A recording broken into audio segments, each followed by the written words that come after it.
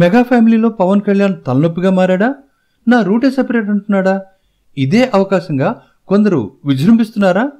ఏం చేయాలరా బాబు అంటూ నాగబాబు తలపట్టుకుంటున్నాడా? రోజురోజుకి వివాదం ముదురుతోందా, తగ్గుతోందా? ఇండస్ట్రీతో పాటు సినీ జనాల్లోనూ రోజురోజుకు బలపడుతున్న క్వశ్చన్స్ ఇవి. మెగా ఫ్యామిలీలో ఎవరి సినిమా ఆడియో వేడుకైనా స్టేజ్ కింద నుంచి పవర్ స్టార్ పవర్ స్టార్ అంటూ కేకలు వినబడుతూ ఉంటాయి. పోనీ అక్కడికి పవన్ వచ్చాడా అంటే అదీ లేదు, వస్తాడా అంటే గ్యారంటీ లేదు. కానీ పెళ్ళోళ్ల సందడి కన్నా పెట్టెలు మోసేవాడి సందడి ఎక్కువైనట్టు ఫ్యాన్స్ ఒకటే గోల. ఇదే మెగా ఫ్యామిలీ హీరోలకి తలనొప్పిగా మారింది. చిరంజీవి పరిస్థితి అయితే మరీ దారుణం. కష్టపడి ఇండస్ట్రీలో అడుగుపెట్టిన చిరు ఫ్యామిలీలో ఒక్కొక్కరిని పరిచయం చేస్తూ పక్కా ప్లాన్తో ముందుకెళ్తున్నాడు. అయితే తమ్ముడు పవన్ రూట్ ఎప్పుడు సెపరేటే. దీంతో కొంతకాలం వరకు కలిసి ఉన్న మెగా అభిమానులు ఓ దశలో మెగా పవర్ ఫ్యాన్స్ అంటూ 2 వర్గాలుగా విడిపోయారు. పోనీ నాన్న బాబాయ్ల మధ్య కాస్త పొసగడం లేదులే, కలిపే పనిలో పడదాం అనే ఆలోచనే లేదాయే. పైగా మెగా పవర్ స్టార్ అని అంతా ముద్దుగా పిలుచుకుంటుంటే బాబాయ్లో ఉండే పవర్ నాకెందుకు, నాన్న నుంచి వచ్చిన మెగా చాలంటూ పవర్కి చెక్ పెట్టాడు రామ్ చరణ్. దీంతో పవర్ స్టార్ ఫ్యాన్స్కి బాగా కాలింది.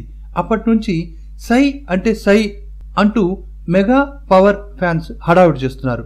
ఆ మధ్య పవన్ కళ్యాణ్ రాజకీయాల్లోకి వస్తాననడం, జనసేన పార్టీ పెట్టడం చకచకా జరిగిపోయింది. అదే సమయంలో బాబాయ్కి కౌంటర్గా అబ్బాయి రంగంలోకి దిగాడు. పార్టీ మీటింగ్ రోజే ప్రెస్ మీట్ అనౌన్స్ చేశాడు. దీంతో మెగా అభిమానుల అడుగు ఎటువైపు అంటూ జనాలంతా ఉత్కంఠగా ఎదురుచూశారు.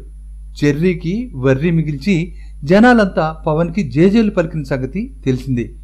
దీంతో వివాదం మరింత ముదిరింది. అప్పటి నుండి మెగాస్టార్ ఫ్యామిలీని పవర్ స్టార్ ఫ్యాన్స్ టార్గెట్ చేసుకున్నారు. మెగా ఫ్యామిలీకి సంబంధించిన ఏ వేడుక జరిగినా పవర్ స్టార్ అంటూ నినాదాలు మొదలుపెట్టారు. దీంతో మొగుడు కొట్టినందుకు కాదు, తోటికోడలు నవ్వినందుకే ఈ ఏడుపు అన్నట్టు తమను పొగడనందుకు కాదు, పవర్ స్టార్ని ఆకాశానికి ఎత్తేస్తున్నందుకు మెగాస్టార్ ఫ్యామిలీ సభ్యులు తెగ ఫీల్ అయిపోయారు. కొన్ని సందర్భాల్లో ఆడియో ఫంక్షన్కి రావాలంటేనే భయపడిపోయే స్థితికి వచ్చేశారు. మరోవైపు పెనం మీద ఉండలేక పొయ్యిలో పడలేక నాగబాబు మాత్రం మధ్యవర్తిగా ఉంటూ సయోధ్య కోసం ప్రయత్నిస్తున్నాడు. ఎందుకంటే ఇటు కెరీర్ ఇచ్చిన అన్నను వదులుకోలేడు, అటు ఆపదలో ఆదుకున్న తమ్ముణ్ణి పక్కన పెట్టలేడు. దీంతో ఎప్పటికప్పుడు ఇరు వర్గాల అభిమానులకు సర్ది చెబుతూ వస్తున్నాడు. ఇప్పుడిప్పుడే వేడి చల్లారింది. త్వరలో అన్నదమ్ములిద్దరూ ఒకే వేదికపైకి వస్తారనుకుంటే ఇంతలో దాసరి నారాయణరావు చిచ్చుపెట్టే ప్రయత్నం చేశాడు. ఒకప్పుడు ఎన్టీఆర్, ఏఎన్ఆర్ ఇండస్ట్రీని ఏలేరు, తర్వాత ఆ రేంజ్లో వెలుగుతున్న హీరో పవన్ కళ్యాణ్ మాత్రమే అని ఘాటైన కామెంట్స్ చేశాడు. ఎన్టీ రామారావు గారికి ఒక స్టైల్ ఉండేది, నాగేశ్వరరావు గారికి ఒక స్టైల్ ఉండేది. కానీ కొత్తగా పవన్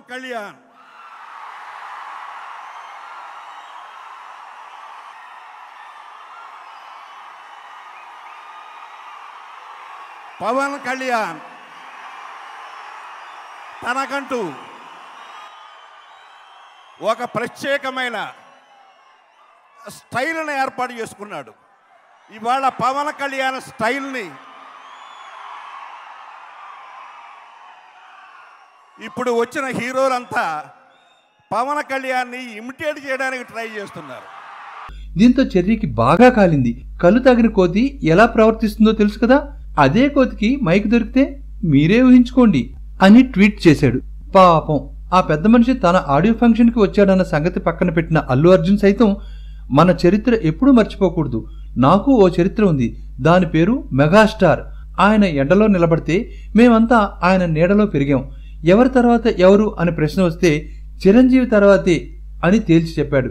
నిర్మాత బండ్ల గణేష్ సైతం రాముడు లేని రామాయణం ఉంటుందా, చిరంజీవి లేని టాలీవుడ్ ఉంటుందా అని ట్వీట్ చేశాడు. దీంతో మొన్నటి వరకు వేదికపైకి ఎవరొచ్చినా పవన్ నామస్మరణ చేసే జనాలు సైతం అంతా ఒకే క్యాంపుగా ఉండడం బెస్ట్ అని డిసైడ్ అయ్యారట.